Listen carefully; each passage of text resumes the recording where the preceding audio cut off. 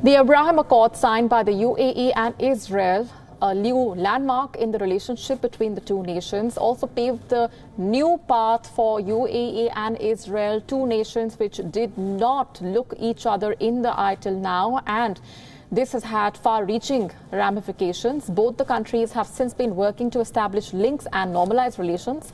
Telephone lines connecting Israel and the UAE have been opened as the first step towards normalization. In another key step, the UAE has now scrapped an economic boycott against Israel. An official statement was issued on behalf of the leader, Sheikh Khalifa bin Zayed Al Nahyan, in this regard. The statement read that this was part of the UAE's efforts to expand diplomatic and commercial cooperation with Israel. The scrapping of the boycott is also in line with the promised boom in bilateral trade under the Abraham Accord.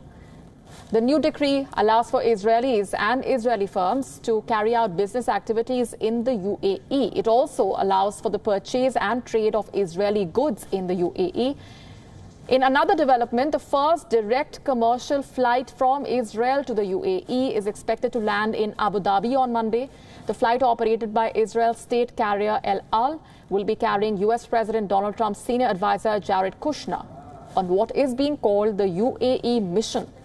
The jet has been especially inscribed on the outside with the word peace written in 3 languages: English, Hebrew and Arabic. With the announcement of the deal, UAE has become the 3rd Arab nation and the first in the Gulf to establish full diplomatic ties with Israel.